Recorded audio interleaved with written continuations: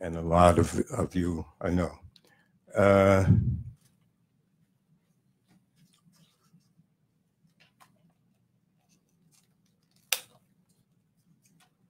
That's in a nutshell. I would like support what suggestions you might have that I develop it. If you want to come by 202 East Miami, I'll be here for a while. I consider myself as having moved back here, although I'll have to travel back and forth to New York to get funds and get things settled. Thank you. Thank you. Thank you. We will move to the consent agenda. All matters listed under the consent agenda are considered to be routine by the City Council and will be enacted in one motion. There will not be separate discussion of these items. If discussion is desired, that item will be removed from the consent agenda, will be considered separately. The agenda tonight consists of A, approval of minutes from June 11, 2019, regular meeting of the McAlester City Council. B, approval of minutes from June 25th, 2019, regular meeting of the McAlester City Council. C, approval of minutes from July 9th, 2019, regular meeting of the McAlester City Council. D, approval of claims for July 3rd, 2019 through July 16, 2019. And E, consider and act upon a request from Rachel Lockwood and Oklahoma State University Cooperative Extension Service to partner with them for the rental fee and use of McAlester Expo Center for the second annual Oklahoma Nutrition Education Conference scheduled for August 2nd, 2019 in the amount of $3,500. Would anyone like anything removed? Councilman Reed? E. Anyone else? Take a motion and a second to approve items A through D. Motion Vice Mayor Stevens, second Councilman Smith. Any discussion? Court, would you call the roll, please? Vice Mayor Stevens? Yes. Councilman Smith? Yes. Reed? Yes. Brown? Yes. Harrison? Yes. Richard? Yes. Mayor? Yes, and the motion carries. Councilman Reed? Mayor, the reason I asked this to be pulled is I believe from reading the literature that was provided to us that it doesn't meet the requirements for the resolution. Primarily that because there's a small fee that's associated with this, the resolution is that it has to be admittance into the facility and to attend, it has to be free. And they're attaching a small fee to this. And I understand that, it's going to be applied to, providing lunch. But the problem is it's a mandatory fee. It's not optional, which means that anybody attending this has to pay this fee, and that goes against our resolution. So I would make a motion that that be approved if the OSU Extension Office makes that fee optional to the attendees rather than mandatory. Is there a second? Second, Councilman Smith. Ms. Lockwood, do you want to, can you Yeah, the optional fee. Yeah. come to the mic, please? The fee has been made as an option, especially for vendors and speakers and participants. It was to let them know that it was a $5 fee for lunch. But if they did want to register and opt out for lunch, then they can. Well, I was looking at the registration form, Yes. and there's nothing on there that makes it optional. In fact, it says when you register, you send your check in with it. Yes. So that, And to me, as that's you know, mandatory. well, it can be. I understand how you see that. The $5 fee, we can't even feed them for $5, but we do have a recruitment of volunteers that are going to provide that at a cost of the $5. So there's no profit within that. Do you have a problem with making it optional? No. Okay. So do you understand what it Yes. is? Is that our ordinance, it has to be, Yes. you have the opportunity to. Yeah, we attend can with do no that. cost. Yeah. Councilman Brown? So, thank you, Mayor. So any food or anything they get there will have to be, they'll still have to pay it, right? Well, if they stay to eat lunch that is offered during the luncheon speaker, then that would be the payment of $5. Which still, Just like if they left okay. and you had to come back. But they'd be able to stay for the speaker and not eat lunch. Correct. Yes. Okay, thank you, Mayor. Any other questions, comments? All right, there's a motion and a second. Clerk, would you call the roll, please? Thank you. Councilman Reed, Yes. Smith, Yes. Stevens, Yes. Brown, Yes. Harrison, Yes. Pritchard, Yes. Mayor. Yes, the motion carries. We're on to public hearing. All persons interested in any ordinance listed under scheduled business shall have an opportunity to be heard in accordance with Article 2, Section 212B of the city charter. We have two this evening. The first is an ordinance of the city of McAlester, Oklahoma, amending McAlester City Code, Chapter 38, Emergency Management and Services, Article 7, Ambulance Service, Section 38-185, Definition, 189, Rates and Charges, Chapter 48, Fees, Charges, and Service Rates, Chapter 38, Emergency Management and Services, Article 7, Ambulance Service, Section 38-189, repealing all conflicting ordinances. The second is an ordinance of the City Council of the City of McAlester, Oklahoma, amending the Code of Ordinances, Chapter 62, Section 364, designation of the floodplain administrator, repealing all conflicting ordinances and declaring an emergency. Take a motion in a second to open the public hearings. Motion, Councilman Reed, second, Councilman Smith. Any discussion? Or would you call the roll, please? Councilman Reed, Yes. Smith, Yes. Brown, Yes. Harrison, Yes. Pritchard, Yes. Stevens. Yes. Mayor. Yes, so we're now in public hearing. If anyone would like to address us considering either of those instances, please approach. Seeing no one, I take a motion in second to close public hearing. Motion, Councilman Reed, second, Councilman Smith. Any discussion? Or would you call the roll, please? Councilman Reed, Yes. Smith, Yes. Brown, Yes. Harrison, Yes. Pritchard, Yes. Stevens. Yes. Mayor. Yes, and the motion carries. We're on to agenda item number 1. Consider and act upon an ordinance of the city of McAlester establishing fees to be charged to care facilities located in and out of corporate city limits for lift assist services provided by the city of McAlester EMS personnel. Chief, you're up. Mayor, council, we're asking to establish a fee for lift assist for care facilities. We're proposing a fee of $400 for facilities in the city and $550 for facilities located outside the city limits. Is this isn't if you go on a call, pick someone up and put them in an ambulance. Is it, I mean, this is if someone falls out of bed and you. This just would go be put to them in. pick someone up, put them back in a wheelchair, a chair, or put them back in bed. It's not to transport them to Yeah, I was, a medical facility. yes. Okay. Councilwoman Harrison. All right. Pertaining to this, is this a fee that is going to be given to the individual or to the business itself? It'll be billed to the To the- business. It'll be billed to the facility. All right. Now, is it okay to ask this other question? A lot of the, we'll just say nursing homes, they take all of the Social Security except for $50. Most of us are aware of that, right? So is that going to impact any kind of way? You know, the fees that you're having, that you're requesting? Well, the facility itself will be billed, not the patient or the individual. Oh, all right. So, okay, that's what I really want to make sure that it's not the individual that's going to be charged. Yes, we're going to All right, build the thank you. facility. Any, Councilman Pritchard? How often does this happen? How many Uh, calls do you make? We're starting to see an increase in the numbers of them. We're being told that a lot of care facilities are canceling that insurance. It's gotten where they can't afford it. And their answer is to call 911 to take care of this for them. Hopefully this deters some of that, them dropping that insurance. And it will allow us to recoup some of our personnel and equipment costs to go out and do these things. So $400 is what we're proposing here. How much does it cost the city to send out, personnel to do this? Do you have an estimate for that? I don't, because they're all different. At times it may be one ambulance crew out to do this.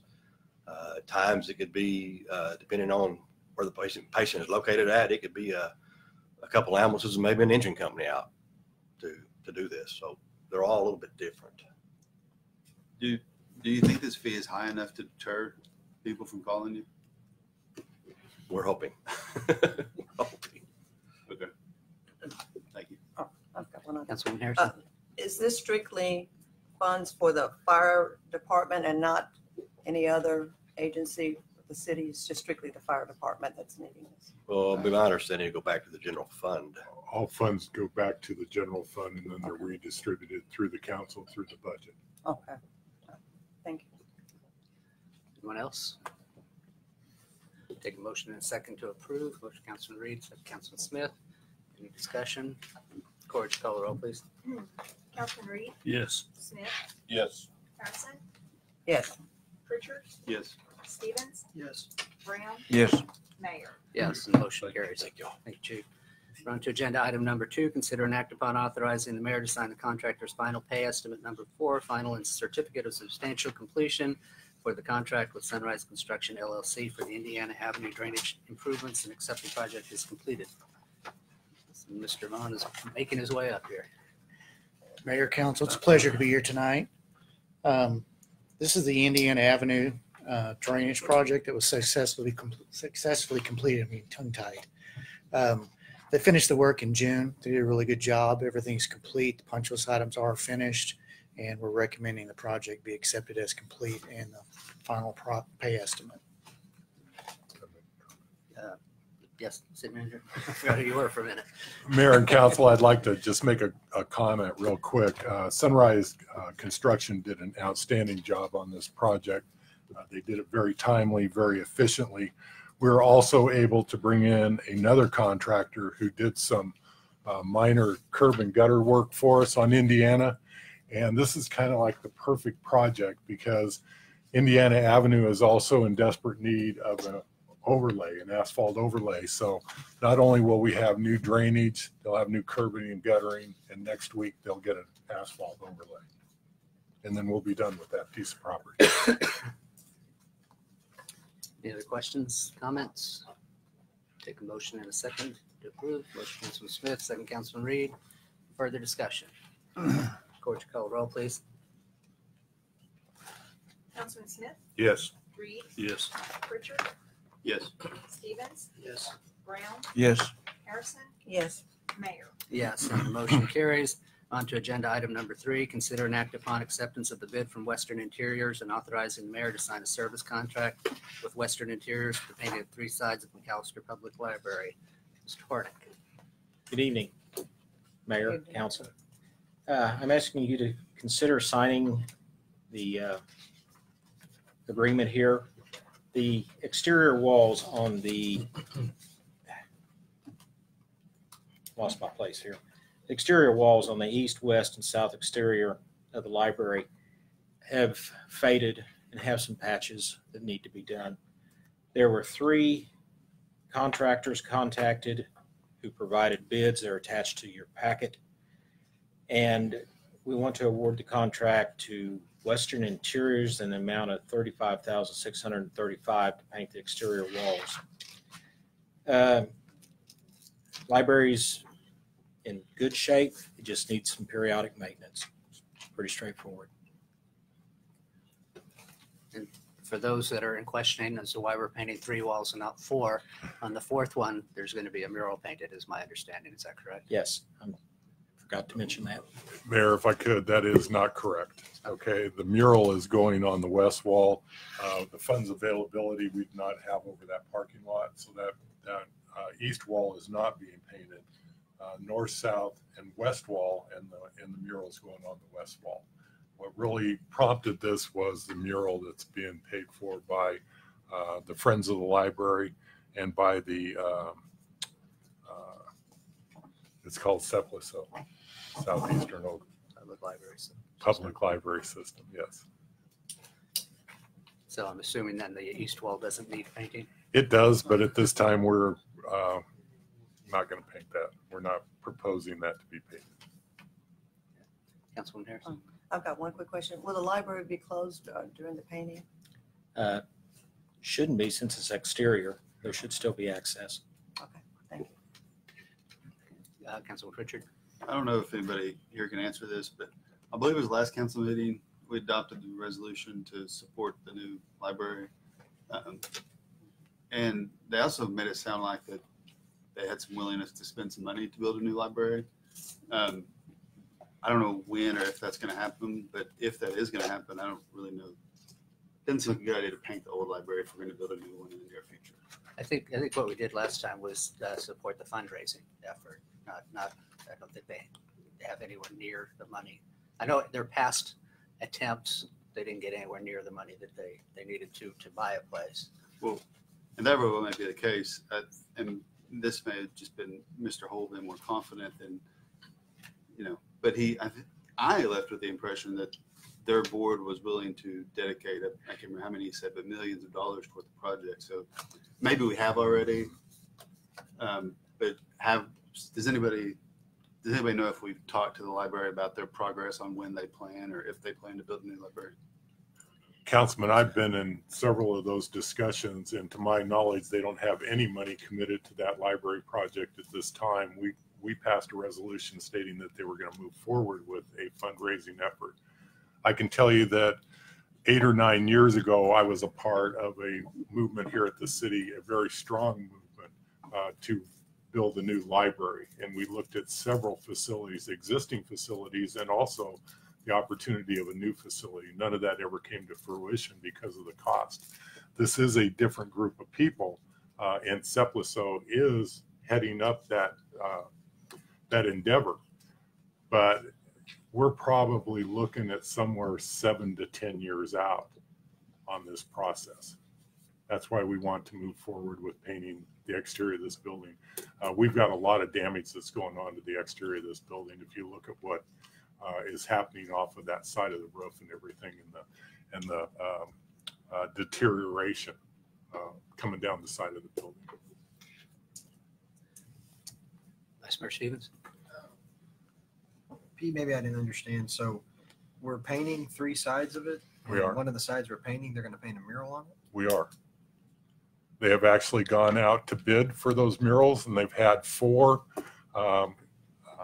artists give renditions. They haven't decided what that mural is going to look like yet, but they have chosen a artist, and it is one of the local artists. We had people all the way from Arkansas that have an interest in doing this mural.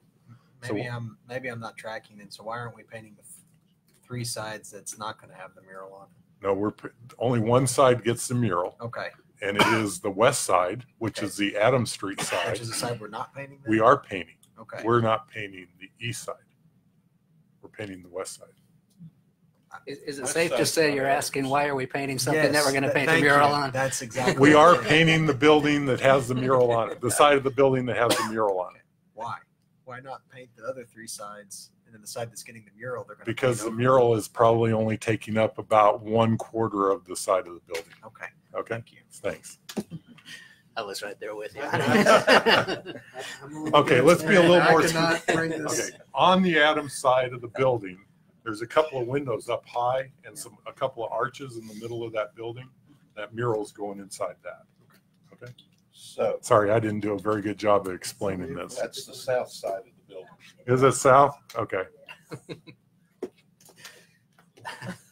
When it's all said and done, 3 sides are going to be painted. One of them's going to have the picture. The Adams side is going to get the mural and the paint.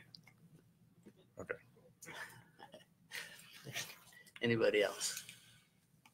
Is there a motion and a second to approve? Motion, Councilman Smith, second, Councilman Reed. Any further discussion? Corge, call the roll, please. Councilman Smith, Yes. Reed, Yes. Stevens, Yes. Brown, Yes. Harrison, Yes. Freeman, No. Mayor. Yes, and the motion carries. On to agenda item number 4, consider and act upon amending Chapter 62 Land Development Code, Article 5, Zoning Division 2, Flood Hazard Overlay District, Flood and Flood Damage Prevention, Section 62-364, designation of a floodplain administrator. Mr. Pornick, once again. Yes, as some folks may know, our previous floodplain manager, Cliff Pittner, resigned his position and returned to retirement in May. Since then, we've interviewed a number of people, and I'm pleased to introduce you to Oliver Skimbo. He's here with us this evening. He joined the city on June 27th, and we anticipate him being our new floodplain administrator.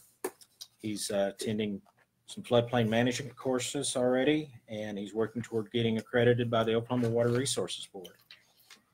And I'm asking that Oliver Skimbo be named as our new floodplain administrator. And by amending this item, that will put him in to where we're in compliance with all ordinances and such to the best of my knowledge. Any questions? Councilman Harrison? I've got one. I'm looking at, I guess this is a accreditation application. Yes. And at the bottom, looking at number 3, his time will be divided, floodplain 25%. Well, anyway, it's divided into 4 divisions. So how does that play into it? It has floodplain, 25% stormwater, 25% projects, 25%, and other 25%. Okay. So could you tell us about that? Well, on the floodplain management, that deals with the canals and the floodplains that lie within the city. Okay. The hazard mitigation comes in where we determine what projects to perform in the canals or other areas to try to reduce flooding in those areas. Okay. And what was it? The projects. Now that's floodplain, right? That is floodplain and stormwater. Okay. What about projects? The projects that are listed will be related to the construction of canal walls, diversion channels, anything that we can do to reduce flooding into the area by channeling the water, whether it's a grass ditch or it may be an actual canal that has to be put, or stormwater drains in with inlet grates to move the water away where it doesn't flood properties. Oh, okay. All right, thank you. Welcome aboard. Mayor. Councilman So on number 3, it says if you answered no, which was answered no, describe your primary responsibility and percent of time devoted to floodplain management. So is that I think that's next probably a- sentence to be checked there, or is there something else? well, I think that may be a typo. Which part? The No? the no, because floodplain management Is his primary. is primarily, it's going to also be part of stormwater, as floodplain and stormwater are basically one and the same. Okay. Because you have one with the other. Councilman Reed? Does the state require any experience or training in order to be designated as a floodplain administrator? That's part of the application here, and that's where training courses through the OWRB, Oklahoma Water Board, comes in. Also, there's DEQ training available that deals with some of the floodplain requirements. Well, I mean, I'm talking about prior to being designated as a manager. No. Because, he has 0 years part-time or full-time experience. And the only thing he's done is attended a workshop. Yes. Is there no other requirement from the state than that? Well, he has to get an accreditation. Well, you got me cold on that one. So, Well, I mean, Councilman, there's a period of time that he's allowed to go ahead and get these accreditations. One of the reasons Mr. Skimbo was hired for this job was his past experiences in the oil and gas industry and the experience that he has with floodplains around oil rigs and those type of things. He does have some experience, but he doesn't have the actual accreditation. So there is an open period of time for him to achieve that. okay. No degree required. Not at this time. Not at this time. Okay. Councilman Pritchard? Did the planning commission review this application or this proposed ordinance? For I believe that the planning commission has to, I don't know what the language is, consult, give advice on any changes to section 62 or chapter 62. not to my knowledge. City attorney, do you know? I'm sorry, I wasn't listening. Not that I didn't find your remarks interesting, but They weren't very something else. Under chapter 62, the land development code, I was under the impression that the planning commission had to approve any ordinance, any amendment to any of those ordinances. Make a recommendation, I think is what What we're did they- looking for, Okay, did they do that? not to my knowledge. Do you, what are you basing that, your assumption I'm on? trying to find the email, but I've been working with city staff on a different ordinance for 62, and I'm trying to find the actual section in the code, but we've had to put that before the planning commission to review that proposed ordinance, and I believe it applies to any change in 62. Yeah, it's 62-157.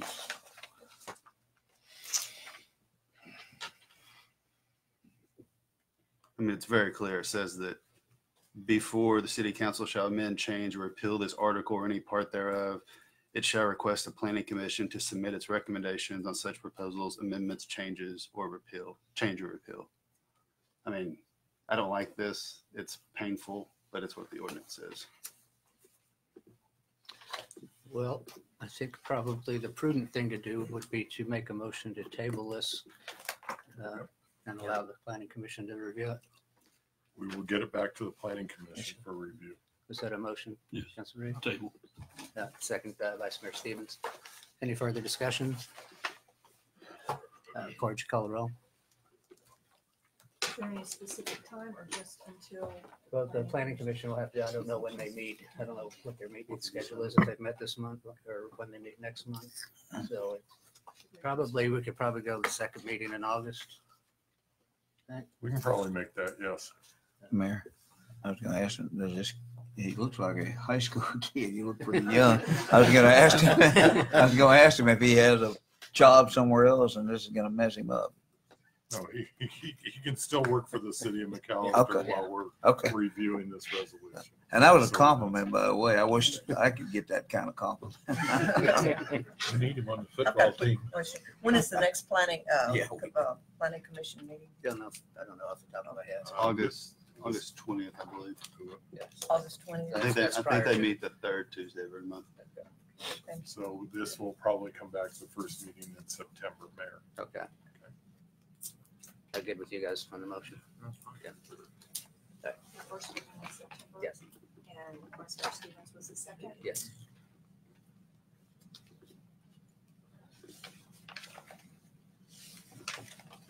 Councilman Reed? Yes.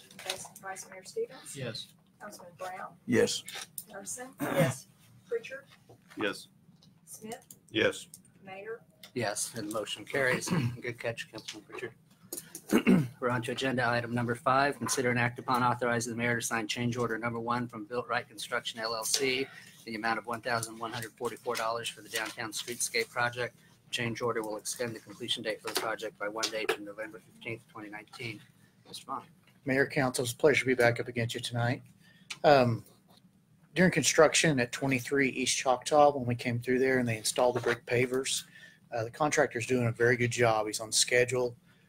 He's staying ahead of everything. And when we came through there, we noticed that the water was going to be holding in that driveway about 6 feet back. That's still in the right of way. It's not on private property. It's in the right of way.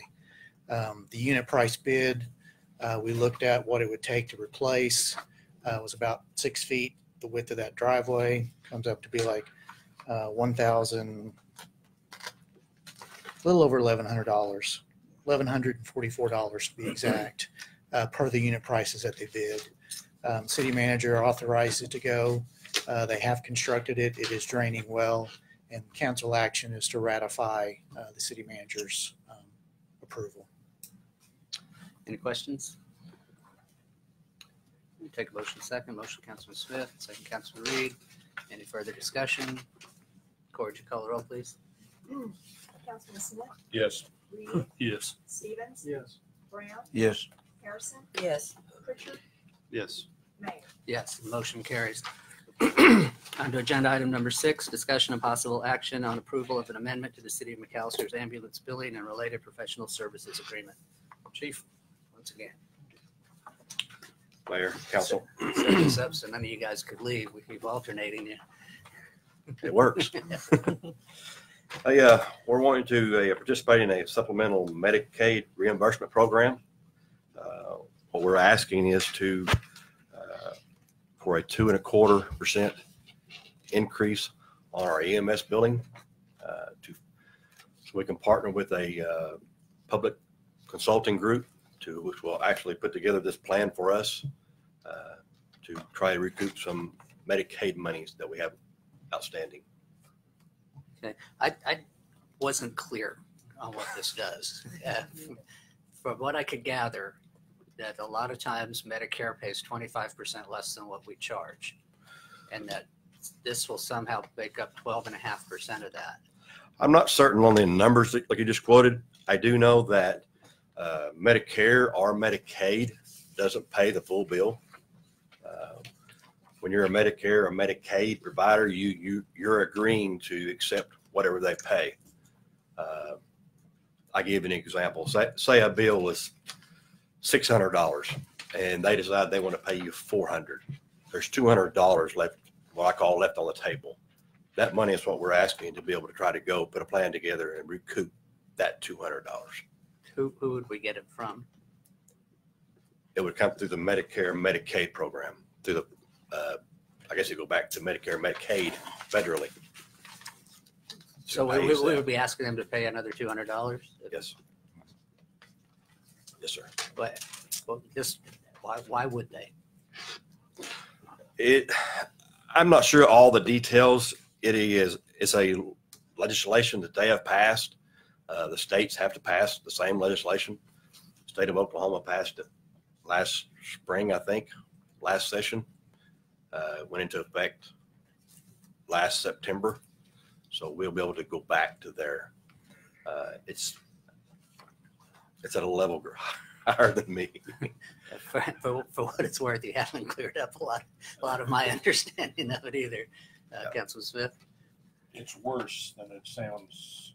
It's not 25% less than we charge. It's 25% or less of the charge.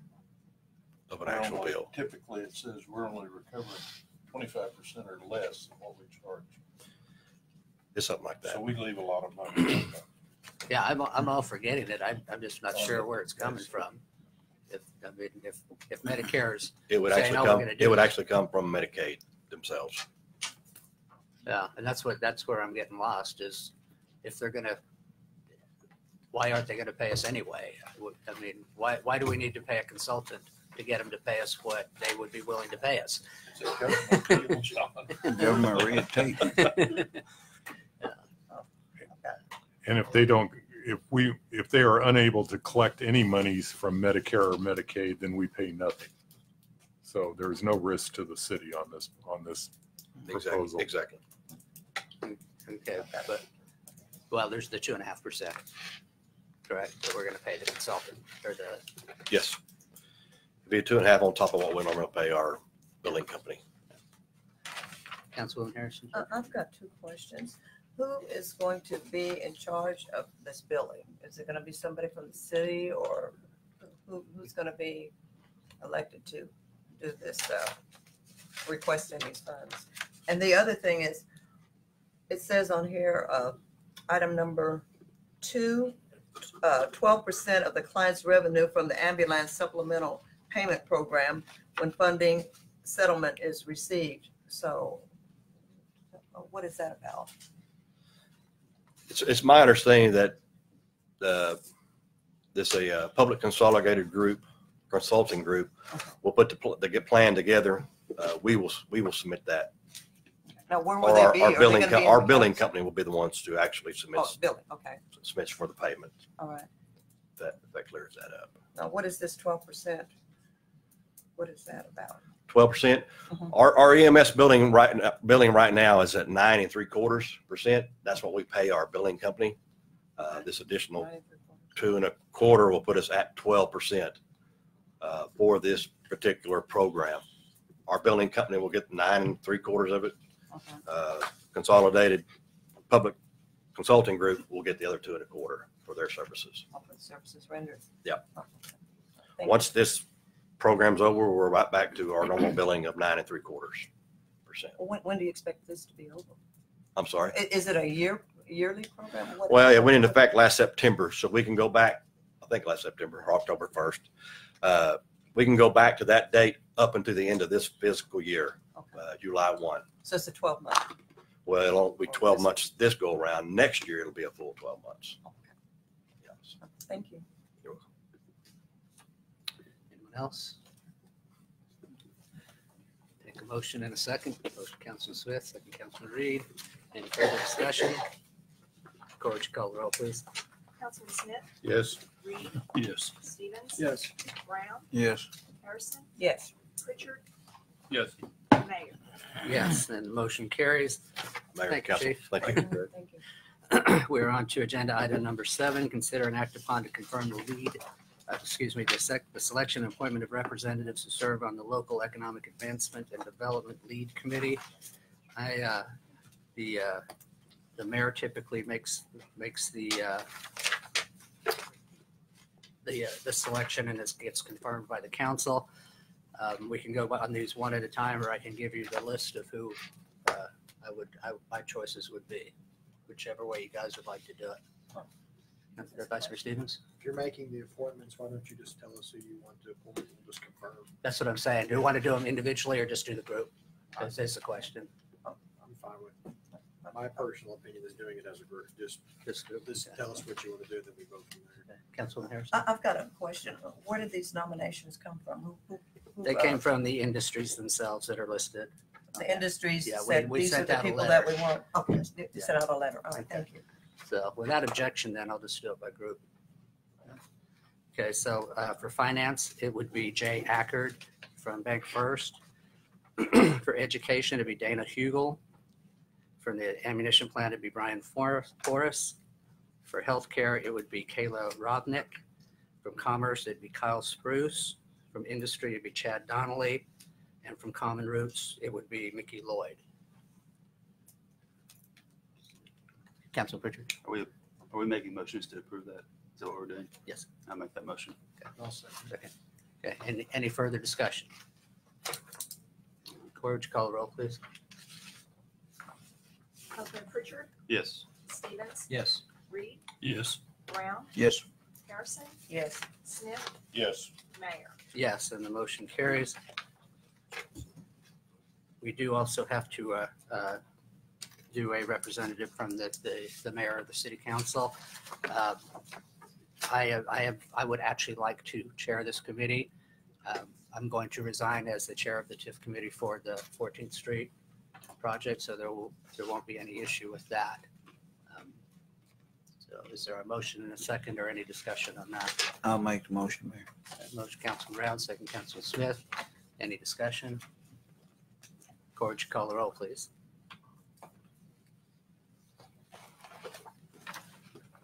Councilman Brown, Yes. Smith, Yes. Harrison, Yes. Pritchard, Yes. Stevens, Yes. Reed, Yes. Mayor. Yes, and the motion carries. Thank you, guys. We're on to agenda item number 8. Consider and act upon a financial commitment from the city of McAlester for $95,000 to the William P. Mullins Splash Pad project contingent upon the remainder of the total project funding from the Land and Water Conservation Fund. Mayor, Mr. Pretty. how are you, Good, how are you? council? City staff is recommending that the council approve a financial commitment of $95,000 for part of the cash matching funds for our splash pad. 50,000 of this would come from the city, and the remaining 45, we have every reason to believe that Peterborough Board of Trustees will reaffirm their commitment of that amount of money that they made last year when the grant wasn't successful. They've told us that they would, if the grant was successful, they would recommit that. And the 50,000 from the city is what we had pledged when the Yes. project originally. We had it came out. pledged last year. Yeah. We'd like to pledge it again this year. Any questions? Councilwoman Harrison? Was this a verbal commitment or was this something that was in writing that they would commit the funds to this? It was in writing last year. Uh-huh. The grant wasn't successful. They decided to we already had the money in the bank. They decided to recommit those funds to, I think, the Streetscape project, and said they would recommit if we were successful with another attempt with our grant. All right, so it is in writing.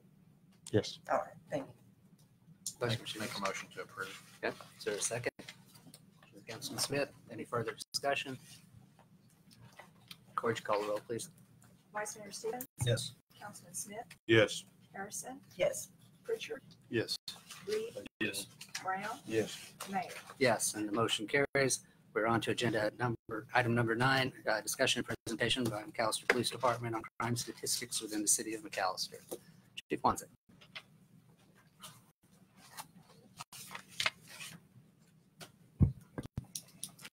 Good evening, councilors. Mr. Mayor, understand that a certain councilman, Councilman Pritchard, said he had some concerns expressed by his constituents about crime in McAlester, and tried to get together some information about where the problems are, what the trends were, and what's going on and what we're trying to do to solve it.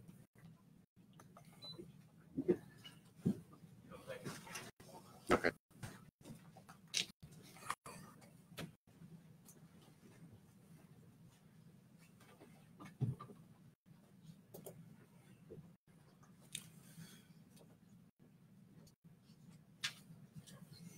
Wish I could stand up here and tell you that we've solved the crime problem, that everything is good, but that wouldn't be totally honest.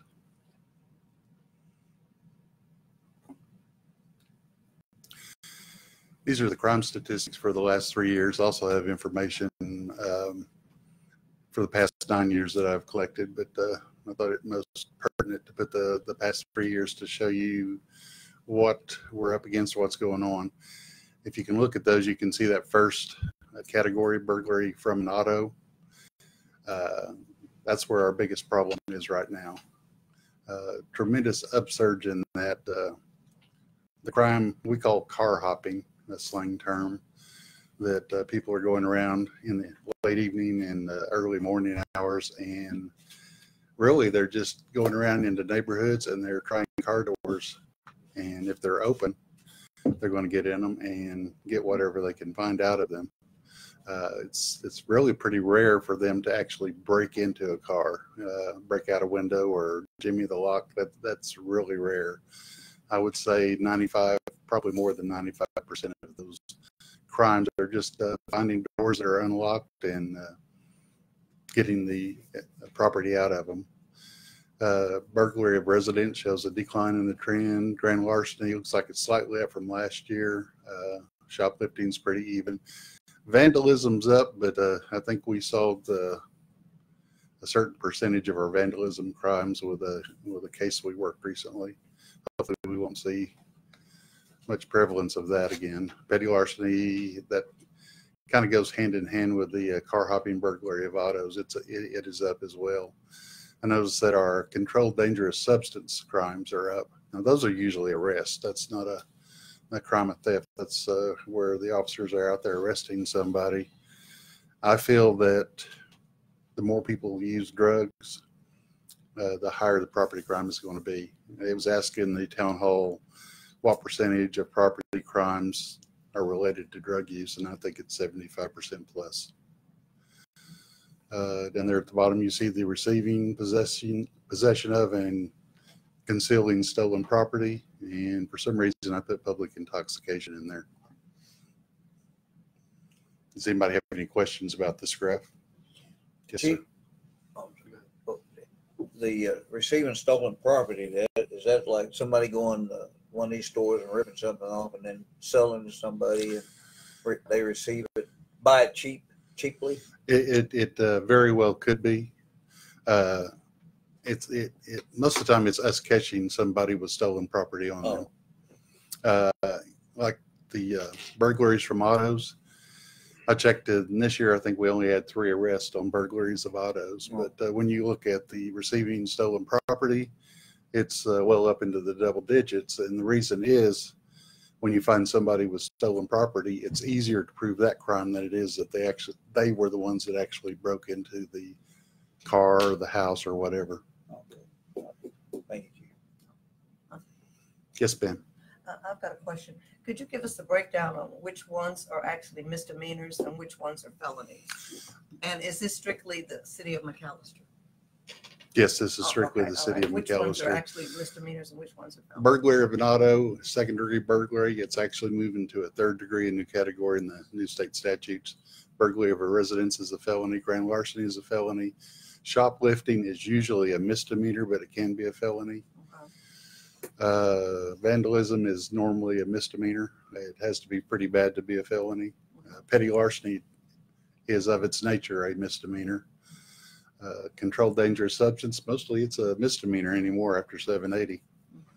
The stolen property can be either, and of course public intoxication is a misdemeanor. Councilman Pritchard? Okay. Oh, thank you. Now, on this, as you call it, car hopping, burglary, auto, whatever they take, if it's under $1,000, then it's still a misdemeanor, or it doesn't have to be? The actual crime of the burglary would be a felony. Okay. All right, thank you. So are these like on burglary of the auto, there's, I don't know, 215 there. Is that a combination of arrest and reports? Is that? That is just reports. Just reports. Okay. Yes. Are all of these just reports? The controlled dangerous substance, CDS, is arrest, and public intoxication or arrest. The rest of them have a report that goes with it. They may also constitute an arrest, but it's an incident report. Thank you. I have another question. Yes, ma'am. Is this strictly the adult population and male and female? No, it is male, female, adult, and juvenile. Adult and juvenile? Yes, ma'am. How come there's not how come you put them together, the adult? Were they certified as adults? Is No, why ma'am. they're on here? No, ma'am. That's just all the crimes that are reported. So if you have a 13-year-old that did something, then he or she, they're listed in that. That is correct. All right, thank you.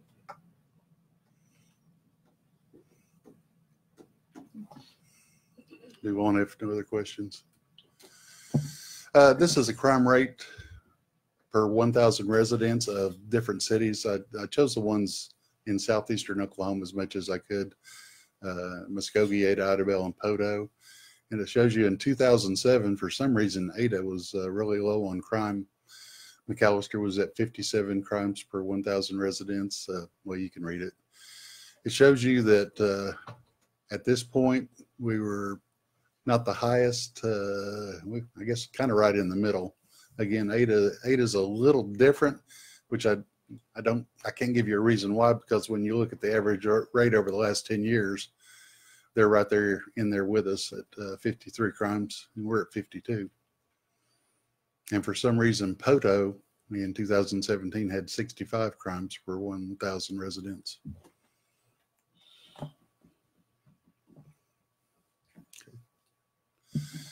This is incidents by violation and arrest by violation. The incidents, when you see that 1694 and 1239 there, remember that is half a year, or basically half a year. And you would have to double that. I'm sorry. Yeah, on the incidents by violation, you would have to double that 2019 to 3,380 and 2,478. So the line's pretty close to where it's been. Total violations are down. Incidents are pretty steady. Yes, sir. Sorry. What is an incident versus a violation? One incident may contain multiple violations. You arrest somebody for a crime and there might be several violations in that incident. And the arrest by violations, you will notice a drop in arrests between 17 and 18. That is during the time that we reopened the city jail. And when we reopen the city jail by state statute, once it gets so hot in there, this is the old city jail. Once it gets so hot in there, you can't use it over 85 degrees. And so we stopped using it, and we weren't using the county jail as much due to the tremendous costs. And we weren't quite as aggressive in enforcing the city warrants. So that would constitute the drop. In 2019, we are really close to having the jail open in our new facility. And I would anticipate those numbers would go up somewhat at that point. Yes, sir. Is that 2000, the arrest for 2019, that's just half of the year, right? That's an estimate. Oh, I see now. Okay, thank you.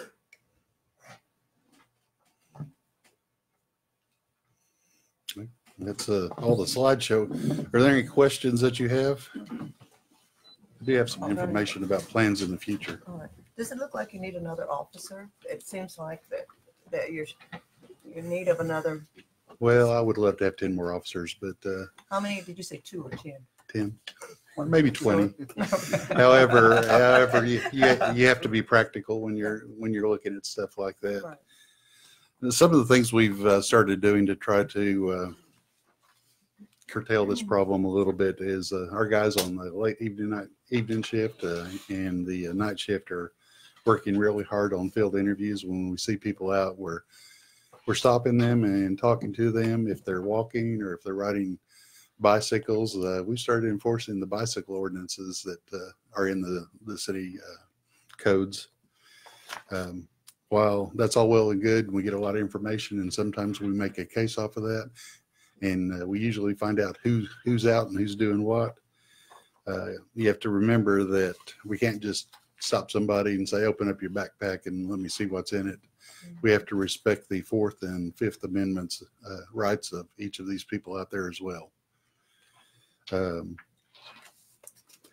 Something I've discussed with the city manager and we're in the process of getting is a program called Leads Online. All pawn shops are required to provide us with information as to any pawn that's made, and they send us pawn tickets. The only problem is they send us hundreds of them a month, and there's no way that we can go through them. We don't have anybody to enter all of them in a timely manner. So we are right now, and I have a request to enroll in a program that would automate this. The pawn shops are on board with it. This automation, this program would provide them instantly with information that something is stolen and they could not receive it as pawn. It also gives us information as to who's pawning what. And if somebody in Wright City pawns something or somebody in Ardmore pawns something, then we get information. If they're from here, then we get information that they pawn that item down there. Again, it's a requirement of state statute to provide that to law enforcement. And this program will assist us in hopefully finding a lot of stolen property. Another interesting thing we're looking at, I've discussed with the city manager, and I just found out today that the electric bicycle salesman will be here Thursday at 11 if you're available, city manager. You bringing a bike? He's going to bring a bike. Good. Can you bring your bicycle helmet? No. We're looking at maybe electric bicycles. They're relatively inexpensive, and if we have somebody in an area or we get calls that there's prowlers in an area, we can deploy these electrical bicycles in that area. As you can imagine, if you've ever been a teenager running around and afraid of the cops, then you can see them 6 or 8 blocks down the road headed your way, and you just jump into the shadows. But with these bicycles, we think they might be a little more stealthy. And that's not the only thing we would use them for. Say down on Choctaw, we had events going on all the way from Main Street to 5th Street. Then we could deploy those down there so they could respond to any incident and kind of patrol the area and be there. And anybody's welcome to come check out the electric bicycles on Thursday. Our guys work really hard. I'm very proud of them. They're really professional, and overall, I think they make me look good. I'd like to put that in there. But if there's any questions, we do have a problem, and we're working on it. I wish I had some way to solve it immediately, but we're doing what we can. Man, I think one last question. Do you have not pertaining to the police bikes, but do you have a bike registration program that's activated? We do not, but I have had a conversation with the mayor and with the city manager concerning that. I think, I'm supposed to be getting with our paralegal, and rewriting the ordinance or making sure the ordinances are applicable. We've looked at the purchase of license stickers to put on the bicycles, and I think that is an excellent idea. I do too. Thank you. Yes, Councilwoman, we probably have 120 or 30 bikes in storage right now that have been recovered over the past several years. And if they were registered, then that would make a difference for some people. I think that a lot of them would have went back home. Thank you. It's hard now if because most people are going to probably buy a bike at Walmart who's going to sell 50 bikes that look exactly the same. How do you prove it's yours right now? Unless it was registered. Yeah. Did you raise your hand, Council? I did. When is the jail? I should know this, but when is the jail going to be open? When do you expect it to be open? Mr. Mark Angeli was working on it today. They're really close. They got two of the jail cells plumbed. There's some plumbing issues with it, and they're working on the third one. We have to get audio and video set up. They're going to have to put a TV screen in the dispatch center because we have to have 24/7 monitoring of anybody. And as soon as that's finished, then we'll open back up. How many people will we be able to hold there? Probably 6. But remember, it's a 12-hour holding facility, so that will mostly be sufficient. And if we've got a situation, we are reluctant to use the county jail too much because of the astronomical cost. You probably weren't here then, but you got up to $14,000 to $16,000 a month. And but for one person? No. Oh. For everybody we arrested on city charges for a month. I got one more question, at least. Is there, in your presentation, is there any geographical clustering of these crimes or that you notice? It's a shotgun effect. Yeah, I did have a map, but I didn't get it to the city manager secretary to put on the slide screen, but it's just all over town. Now, of course, they target one area at a time because they're usually walking or on bicycles, but yes, it's all over town. Thank you. Vice Mayor Stevens. Would you mind getting us that map when you can? Absolutely. I'd be curious to see that. I will say that the newspaper it's online. We are providing it to the newspaper. Okay, great. Yeah, we started that 2 weeks ago, I think. I know that I've heard you speak a couple times in the officers as well, and you guys have always done a tremendous job, I think, with representing our city. And I know that you guys have a heart for the people here and trying to help and enforce laws and things like that. What as a council is some things that we can do to assist you? Is there things that you need more support from us on, or things that we can help preventative wise to possibly help with some of these things? Well, first things off, that you see. I mean, I know that there's not going to be a one solution solves all, and I think this probably goes far beyond just arrests or warrants and things like that. But is there some things as a council that we can do to start helping maybe guide some discussions and do some things, maybe reach people when they're at a younger age, things along those lines? Oh, those are big, broad questions right there. Yeah, if we could reach people, but I'm not so sure that's a 100% law enforcement question. We have, of course, one officer in the school system that hopefully that will help in some instances to reduce the actions of young people as they grow up. I would say this council has been very supportive of the McAlester Police Department, and I'm very appreciative of that. I can't remember coming up here and requesting something and being turned down, frankly. I can look at it a little more. If the bicycle looks like it might work out, I'll get with the city manager and we might give you a request at that point. Yes, sir. I'm assuming that this ordinance on disorderly houses might help. There's certainly that possibility. Of course, that's the next agenda item, but it could be useful. Chief, what will those bikes cost? Between $2,000 and $4,000 is what I've seen so far. $2,000 and $4,000? Yes, sir. Okay. Well, not a Murray then. Not a Walmart bike. Anyone else? Thank you, Chief. Thank you all very much. Chief. We appreciate it. All right, we are on to agenda item number 10. discussion on a proposal for a new ordinance of the city of McAlester establishing regulations for any disorderly house or residence within the city where certain crimes are occurring. And just right off the bat, this is like anything that seems simple, it's much more complicated than that.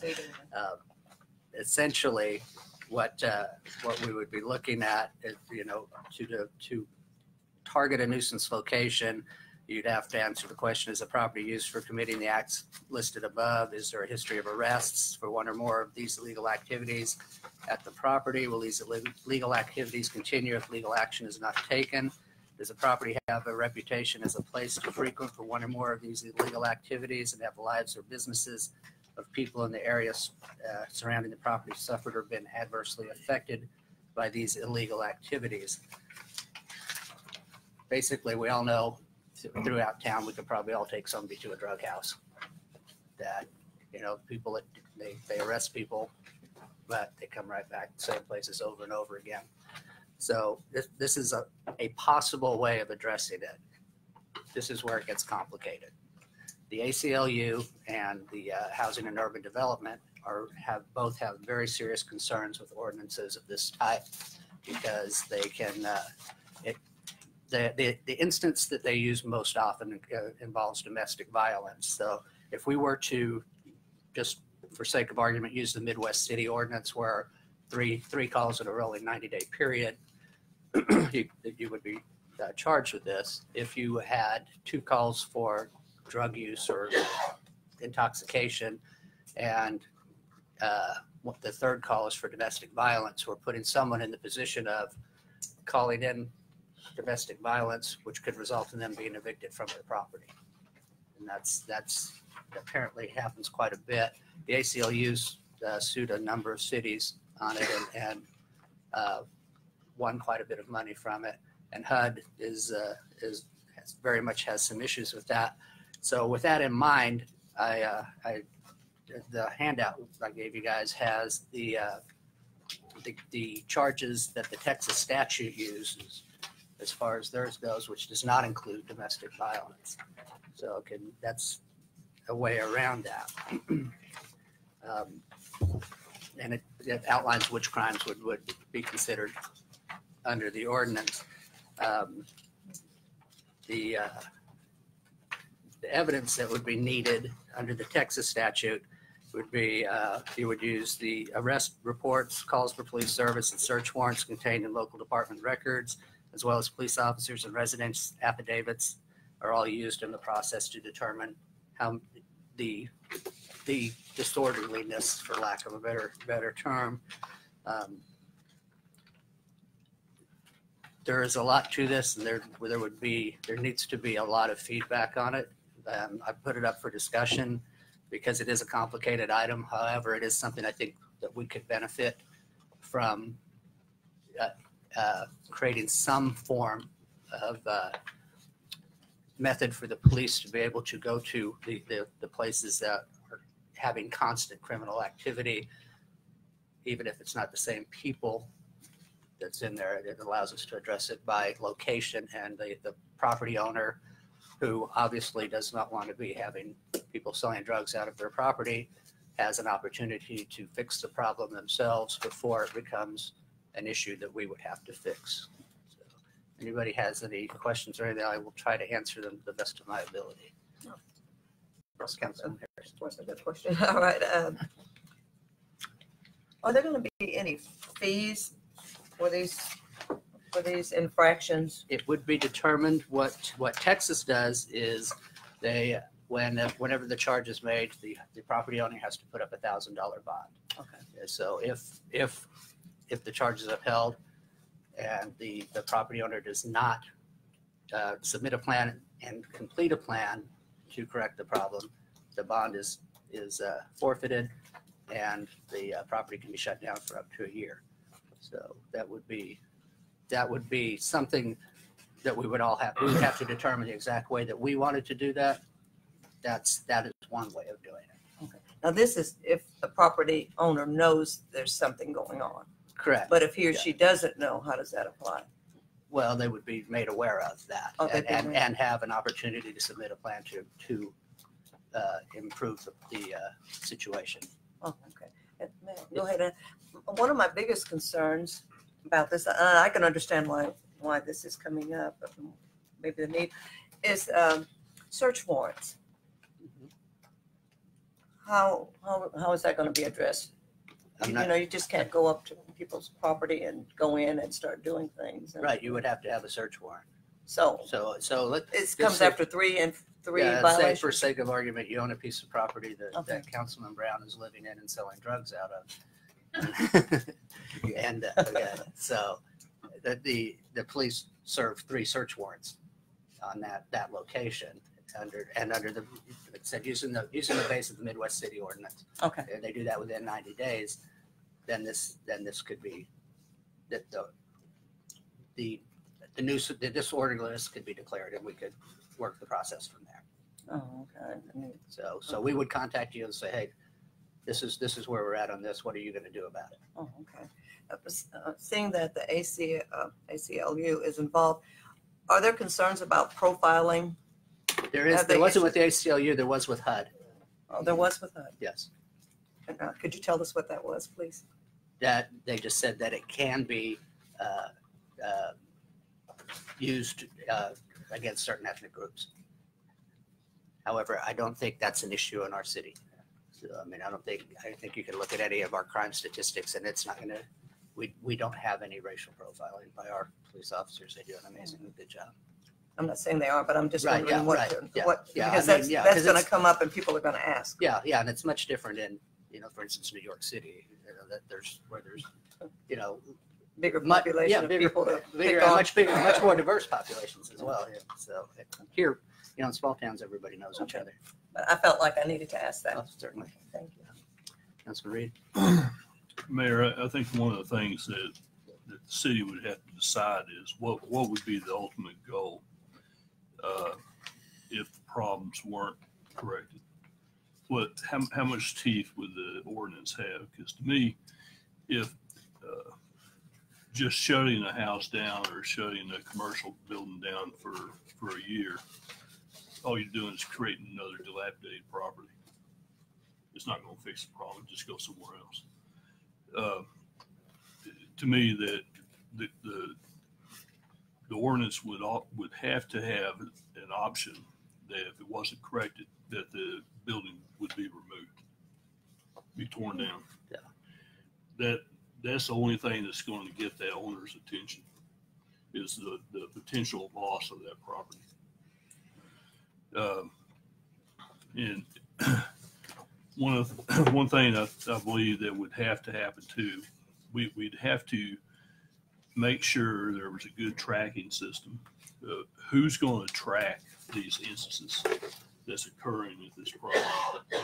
And every time there's an instance, that owner is going to have to be notified that there's been another instance at your property. But I mean, typically these properties aren't owner occupied. Right. Okay, so we don't want the city to get into a position where we're ready to take action on a property and the owner claims that they're an innocent owner. They don't know anything about this. The city hasn't told them every time that something has happened at their property and given them an opportunity to correct it. That's something that would have to, in my opinion, be spelled out very clearly in the ordinance. How we're going to track it and how the owner is going to be notified to give them an opportunity to correct it. Yeah. And if we can't do that, then to me, we can't take the ultimate action that we were looking for. Yeah, we got to give every opportunity to correct it before we act. And that's not going to be easy. Yeah. That's predicated state. When you look at all the potential instances of what would be considered criminal activity or nuisance activity at these locations, it's not going to be easy on the city to keep up with that. And, it's going to be expensive to the city to notify the owner every time that happens. So it's just something to consider. You got to look like you're ready to raise your hand. I'd like to continue to listen for currently. Thank you. Anyone else?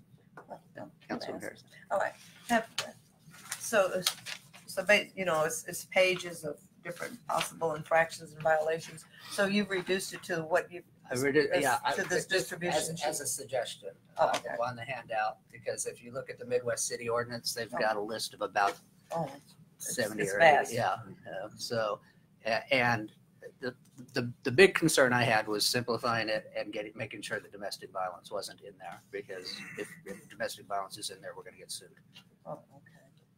And is this pertaining strictly to houses and No. apartments and? Structures.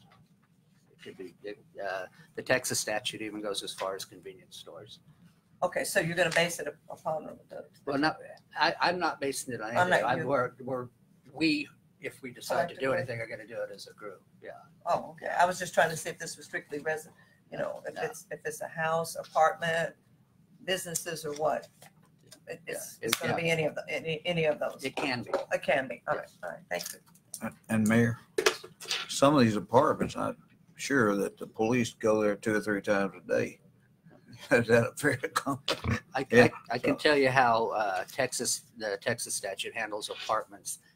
Apartments and hotels, motels, they consider each individual unit an individual unit. So if you had, 20 apartments and 3 of them had a call each, you wouldn't have 3 calls to your apartment building. You'd have 1 call to each of those units. Oh, okay. Oh. Apartment 80 or something. They use it. Councilman Smith? I'd like to encourage you and the city manager to pursue some legal advice on this and try to come up with an ordinance that's workable and relatively reasonable. Yeah. I think it's a good idea if we have something that actually works. Gives the police a little extra. I certainly don't mind continuing to work on it, but I would definitely like input from everyone, and the public included, anybody that has an opinion on it.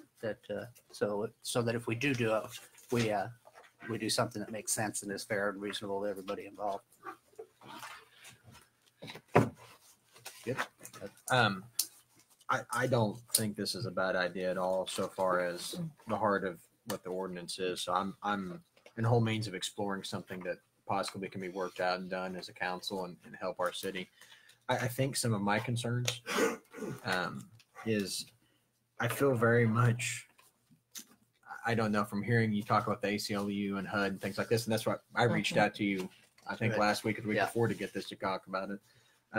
I'm really concerned because it seems like the majority even of the conversation here this evening was about renters and things like that. My concern really would be about discrimination more than anything else. It worries me, in my experience, maybe in my reality of what I deal with, is that there's very much a negative perception about people that rent, and I think that's wholly unjustified in McAlester, Oklahoma. But I also think that there's probably a lot of truth in what Councilman Reed said too, that some of these issues aren't at owner-occupied properties. Some of them are, but probably a good chunk of them aren't, maybe. But I would encourage us as a group, as we explore this, to not make this directed at a discriminatory group. Yeah, that's my concern. Yeah, that's why I was. And I'm not pointing at saying anybody. structures. Yeah, I'm not pointing and saying anybody here this evening has said that, or that's the intention here, because I don't think it is. Yeah. But I think that something as we go forward, we should absolutely keep that in mind. That although we have the best intentions of our whole city at heart, I think we need to make sure that we don't engineer this in a way that it be discrimination against one certain group of individuals or people. That'd be my concern. Councilor I'd Smith. like to discriminate against drug dealers. Sure. Councilor Pritchard. If we had this in place for, let's say, last year, do we know how many violations of this would have occurred? No. We have not tracked that. Does the police chief have a guess, an estimate? It's just understanding. It's just certainly. I am really not sure, because from my understanding of this, we need some type of incident in conviction or arrest or something like that. Or search warrants, or search warrants, arrest warrants. I would think a search warrant. Calls. A search warrant would probably need something found in the search warrant. Well, I think just to get a search warrant, you got to show probable cause, right? You do. Yeah. So I don't know that we would hold ourselves to any higher standard than we would hold the court.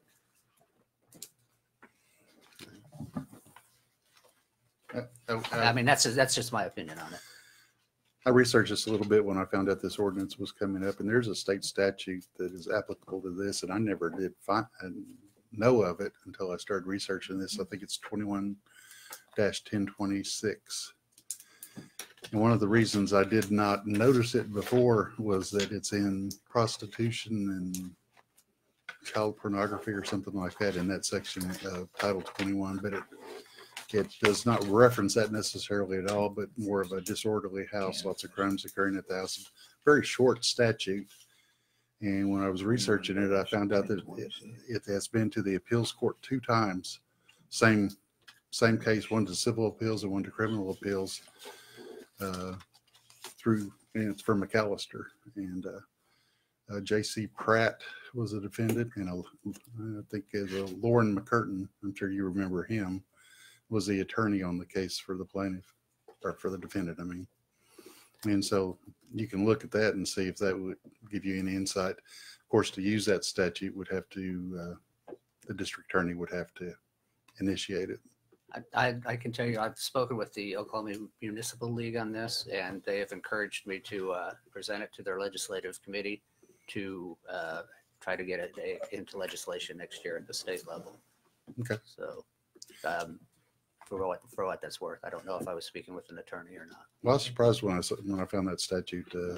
I'd never noticed it before. It's probably not used very often, but yeah, might be helpful. So it's upheld on appeals? It was.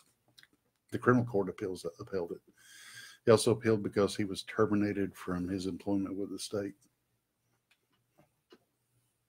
That was the civil side. Ms. Clifton, you look like you're just ready to burst at the seams. So what do you got? Not necessarily. Good evening. I have prepared a few comments. I've had some time to look over this and provided the information to you prior. I'd kind of researched it when you mentioned it at the last meeting. But and some of the things you've already kind of touched upon.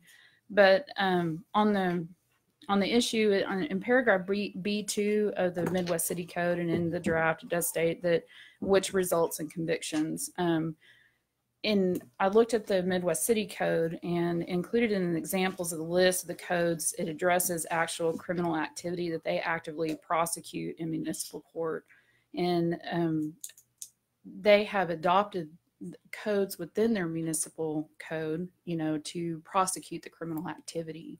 It's not deferred to the county or the district court like we do here. Also in their codes, they have Article 8 for dangerous drugs, which includes prohibiting a drug house. So, it might be a good time to maybe look at a more proactive or aggressive approach rather, deferring things to the district level and maybe, doing something at municipal level. Also, the list of offenses in paragraph B3 in your draft come from the Texas State Code, and it's supported by the Texas Attorney General. Oklahoma law referring to disorderly houses are focused only on houses of prostitution. So we may just need to make sure that we can, adopt such a law, under our state laws. And I do understand that we are a charter city and it's a little bit different for us, but also have concerns with fairness, and that's been brought up also. But the discriminatory effects that could occur with this, and you have addressed like the domestic violence issues. There is aggravated assault in there. Sometimes those can, have issues with domestic violence. Those are domestic issues at times. And so we just want to make sure that when, those calls come in, that if we are going to exempt the domestic violence so that we're not victimizing those people, that, those are coded, appropriately and recorded appropriately. But also McAlester has adopted a fair housing language in Chapter 58. So we need to make sure that this isn't going to deter us from seeking grant funding due to this fair housing policy, or that's in conflict with the fair housing policy. Sometimes these codes are seen, by the ACLU to be disproportionately applied to people like women, minorities, and disabled persons. So we don't want to deter them from, seeking emergency services, in fear that they're going to lose their housing. And I think that would be a major concern, for someone that, they may be in that situation, don't know how to get out, or, we don't want them to lose their homes. Also, we need to be really careful to define the due process. When we take someone's property and we deprive them of property, we need to be really clear on the due process. Midwest City's code seems to be, it's not real clear. The Texas code that you had included, it's got a very lengthy process included in there. And I think a lot of that should be considered. And also the note of making sure that those property owners, that if they have a tenant or is someone renting, that they are appropriately notified, because the Midwest City Code just says has knowledge. We need to define what knowledge is, if they got the notice, the records can be requested. Sometimes those are public information. However, they may not know that there's a need to go seek that information. But also, just briefly, I want to talk kind of the ugly side of this, and that's going to be enforcing codes. My department is often, we receive complaints from neighbors, and there's an abuse of codes a lot of times. And this is like with nuisance abatement, mowing, lot cleaning, or unsightly houses. It occurs when a next door neighbor is disliked, or they want to purchase a rundown house. They may not like their neighbor, and a lot of times they're racially motivated. So they frequently call to report the violations to wear the property owners down or the tenants to force them to move. So I think that we need to be incredibly careful, how this is done, because we already experience this often. Also, the cost of enforcement. Vacant houses are a burden and a liability on the city. Just last year, we brought 45 houses to council, that were dilapidated. But I can tell you that vacant houses are so much harder to enforce codes on, because, you can't find the property owners. They may live out of town. They're subject to crime a lot more. And then, they end up being unsecure properties. So then we're having to board them. A lot of times we mow them. So we need to consider the budget impacts that we're going to have in boarding and securing houses if we can't get those property owners to board them and secure them themselves while they're vacant for a year. Understand that, but you also have to understand that there's a cost incurred with the police having to go to places constantly, and so there's some sort of offset on that. Right, and I understand that, but it is, vacant houses. You can find, a lot of information out there that vacant houses, can bring down a neighborhood, and they're hard on a neighborhood, and they also are a symptom of greater issus. The drug house does too, though. Yes, they do, but there may be some instances where you may not know from the exterior that they're a drug house. Yeah. Controlled substances, Yeah. I have a feeling you and I are going to be working together on this quite a bit. I imagine we will. Yeah. So thank you. Thank you. Anybody else?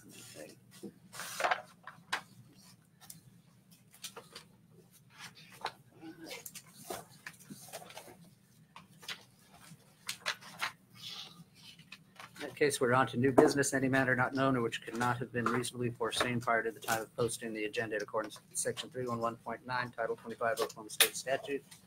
Any new business? No, sir. Let's go to your report.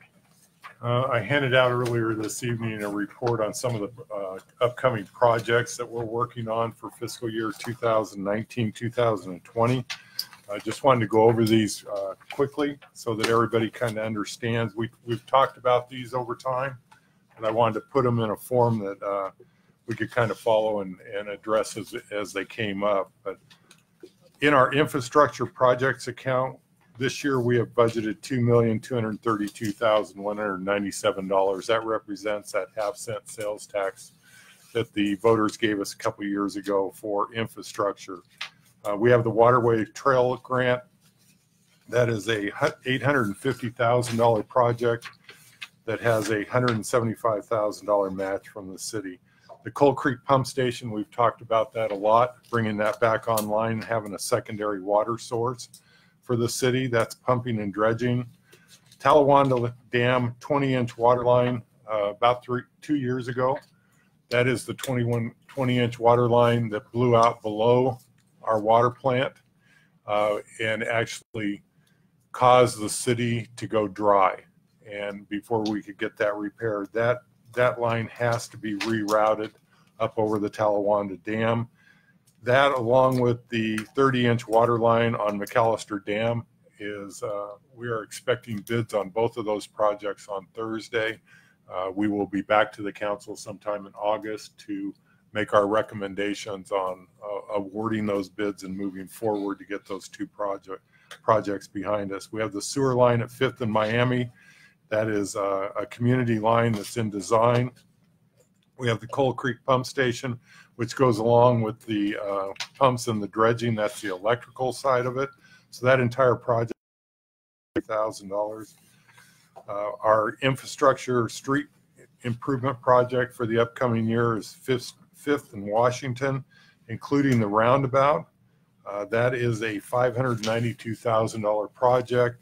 In conjunction with that, down below, the stormwater piece of that is an additional $130,000.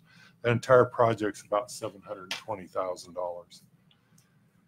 We have our CDBG sewer project. That is the total cost of the sewer project. Half of that is CDBG grant. The other half is the city matching funds. The emergency sewer repairs behind DHS, that's a contractor we'll be hiring to do that. And then we have the KTC 16-inch water line. That KTC 16-inch water line has blown out every year that I have been here for the last 10 years. That is the entire line. And when that thing goes, it takes down Tandytown. It is a mess. And we need to move forward on this line. It's got more clamps and patches on it than I can imagine. And it's time to fix that line. If you ever drive KTC for the last 6 months, you've noticed that the road's wet and there's a large amount of tailings or grass down on that corner. That's because of the last time that it was repaired. It blew out immediately. We haven't been back there in about 4 months. It is now repaired. When we dug it up, we put the clamp on it. As soon as we clamped down on it, it blew a foot away. This is a tough piece of pipe right here, and that needs to be replaced. Going down into our stormwater projects, we have the Sonia Waste drainage improvements. That is some old drainage pipe that is collapsing on us that needs to be replaced and improved. We have the what we talked about, Washington Street and 5th. Canal wall stabilization. This is the bracing of the canal, our existing canal walls. This is about 1/3 of the problems that we have. We have identified these braces as being critical over the next 12-month period of time. This will be a bracing program over a three-year period. So about $50,000 a year. We have an alley at 231. We had to go in there and dig that alley up. It was a concrete alleyway, and that concrete alleyway was the movement of most of the stormwater in that neighborhood was funneled down that alley and then out and dissipated. We do not have that concrete alley operational right now.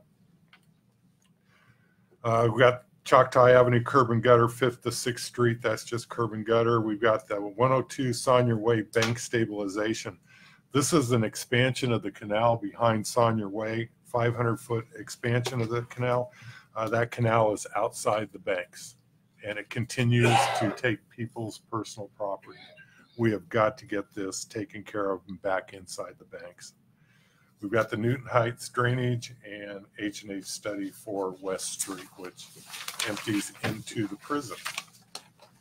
I've given you a list of the grants that we have received over the last 6 months, along with our submitted grants that we will be hearing on over the next couple of months.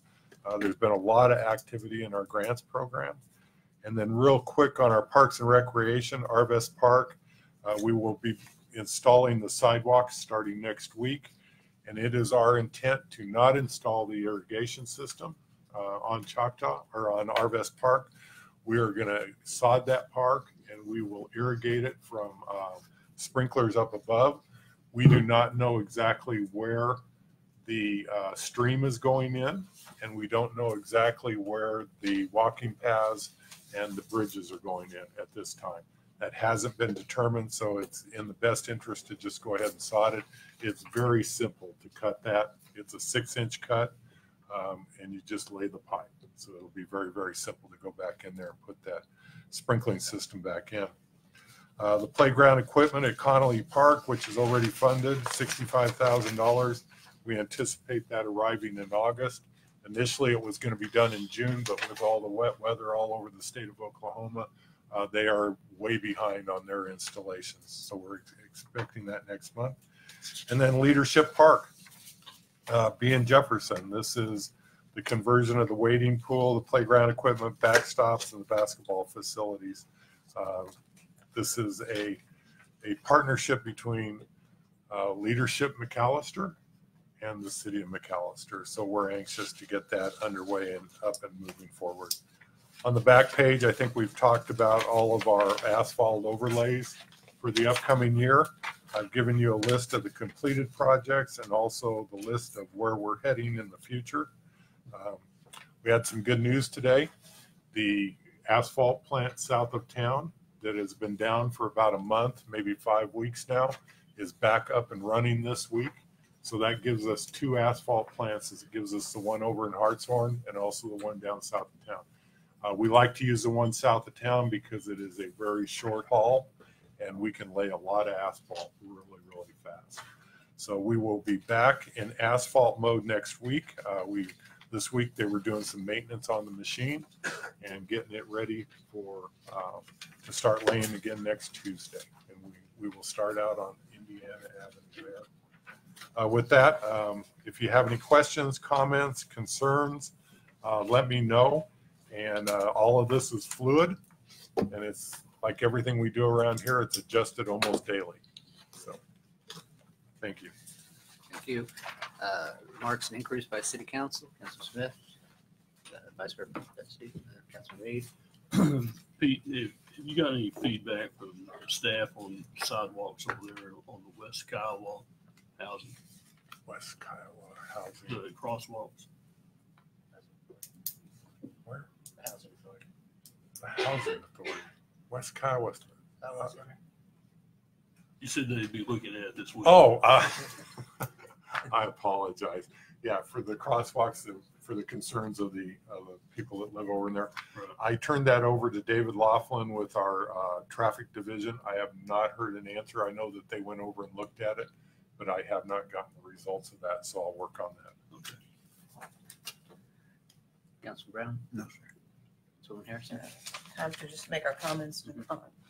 First of all, I'd like to thank Dr. Thomas for coming and joining us. I had an opportunity to, and the mayor was there to go to the Louverture reunion, their general session. Thank him. And I had also an opportunity to go to his museum at 202 East Miami, and that was good. Grand Avenue Community Center, they hosted a successful summer program for the children, and they still are in need of a building. And I would just like to make a comment real quickly. A lot of people may not know this, but a cemetery is considered a sacred place. And I think people that are buried there should be honored and respected. And I appreciate the people that are going to get these cemeteries in the situation in which they should be. It should be honored and respected. And so I thank City Manager Mr. Stasiak for getting this taken care of. I'm talking about Northtown in particular.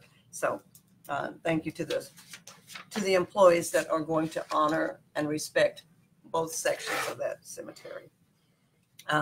New owners of the Bistro Restaurant, George and Beth Watkins, their restaurant is still open. It's a new name, and they are in the renovation process. Thank you. Council Pritchard. City manager, I have a couple questions. What, I should know this, but what is the waterway trail? That trail goes from Monroe by the Frisbee Golf Course along that waterway from Monroe all the way to Electric, and it includes parking areas on the Electric end. Is that part of the master trail plan? It is, yes, sir. Do we have, aside from that section of it, do you have any plans to do any more work on the master trail plan this year? We do. Right now, we are designing a bicycle lanes. That'll shock you because I'm a bicyclist. Adding bicycle lanes the whole length of Monroe, which calls for bicycle lanes through the master program. We are also looking at installing, or we're working 2 programs right now on sidewalks. One is on Wade Watts Avenue, from the underpass at Wade Watts on Highway 69 all the way up over the hill to Strong Boulevard. Okay. The second sidewalk that we're looking at is on Strong Boulevard from Electric Avenue all the way to Washington. The reason that we're looking along that is we have a large amount of children that actually walk to the high school, and they beat trails on both sides. I've seen them. Okay. So those are both under design. They're not funded, but they're both under design right now. We intend to come to the council and get those underway, hopefully by the end of the year. Okay. At least one of them underway by the end of the year. Good. Those are needed. The new Thunder basketball court. Yes, sir. Could you look at getting a cost of how much it would cost to put a light on that court? We've got those poles on the tennis court already. I bet it wouldn't be. We're already looking into that. Okay, good. Yes, I'm glad to hear. And we're also looking at There's a the lot of people down possibility there. of a fence around it. Yeah, also. that'd be nice too. The roundabout at 5th and where is it? 5th and Washington? Yes, sir. Aren't we getting some donation money to help with that project? We are. We have actually received $60,000 for that roundabout to help with the cost of the additional cost of that roundabout. Okay. And my last question, somebody told me the storm drains over between Seneca and 9th are clogged up. I don't know what we can do, if anything, about that. I told them we had one street sweeper, but I'll pass it along. The drains clogged or the inlets clogged? I've told you about Seneca and 9th? Yeah. Okay. I also have some questions for the city attorney. This legal opinion that you circulated on, I don't know, I got it yesterday, but I think you sent it out on Friday. In the first paragraph of that, you use some quotation marks around your first sentence. Why did you do that? They reference to use of public funds on private property. Yes. Okay, I just did it to that is not from any publication. I just did it to emphasize the principle, which I think prohibits the use of public funds generally on private property. And is there, well, when I saw the quotations, I thought maybe you were citing to a specific source, but you're not doing that. It's just for emphasis, really. Okay. On the second paragraph there, you say the general public interest is the installation of fire suppression systems. I'm paraphrasing here, for the avoidance of fire damage. I believe in the language of the proposal that was attached to the agenda package, the purpose of the fire suppression system was to promote historic preservation. Did you consider that in your analysis? No. What I tied that to was the adoption of the city by the city of the International Fire Code as recognition of a public interest, because they have, by that method, they have adopted a fire code that is supposedly, it has a requirement in it that says that there will be a fire suppression system Right. for every residence. I'm aware of that, but And why, then there's- why didn't you consider the express language of the grant program that said we were proposing this for historic preservation purposes? Well, I didn't feel that that was sufficient public interest. Why didn't you even do it? Did you do an analysis of that though? No, Okay. I did not. The section 98-128 of the city ordinance or the city code, the ordinance of the hotel tax, the purposes of the revenue, it specifically provides for historical preservation or preservation of historical sites. Why didn't you include this section in your analysis of the grant program? I simply referred to the Local Development Act as authorizing this purpose. It's a codification of the use for public interest, and I thought that was sufficient. Is it your contention that the only way a municipality can allocate funds for private benefit is through the Local Development Act? No, but that's the only one I'm familiar with. That's the one that we have used most recently to improve or to solve a public interest in blighted or undeveloped areas. There may be others, and you may be right about historical preservation may be a public interest that would qualify. Well, I guess then I don't know why, and I would like you to do an analysis that I would like to have a legal analysis that lets this council know what is our path if we want to adopt this program, what is our possible path to get there? It seems clear to me under your analysis that the Local Development Act is one of those, but I think you just said there may be others, and your analysis didn't include those.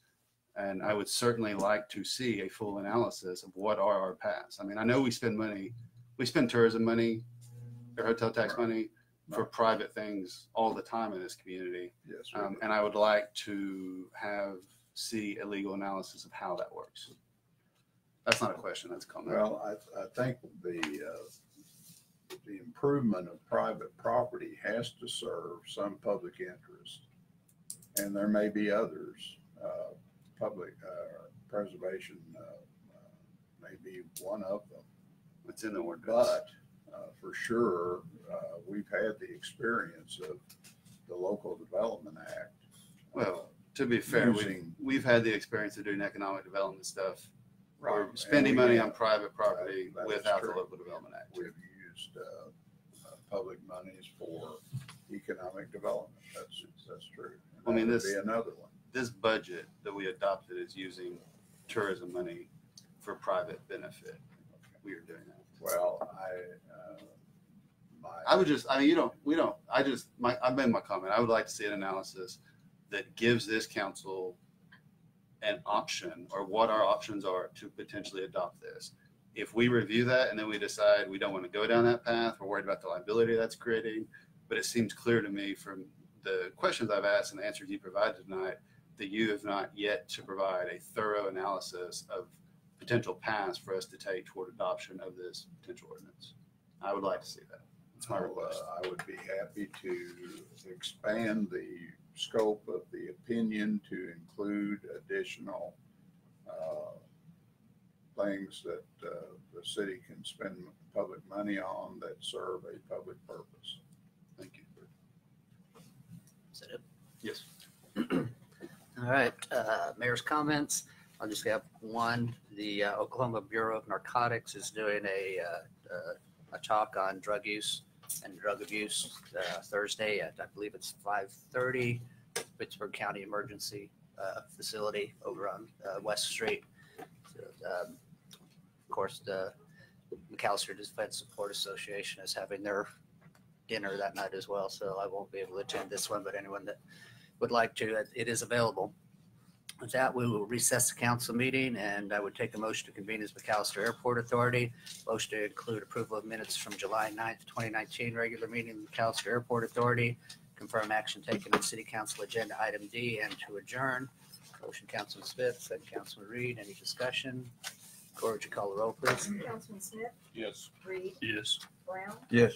Harrison, Yes. Pritchard, Yes. Stevens, Yes.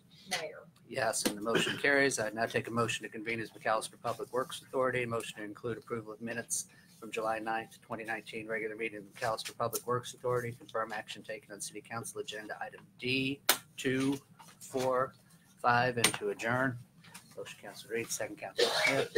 Any discussion? Corr, would you call the roll, please? Councilman Reed, Yes. Smith, Yes. Stevens, Yes. Brown, Yes. Harrison, Yes. Pritchard, Yes. Mayor. Yes, and the motion carries.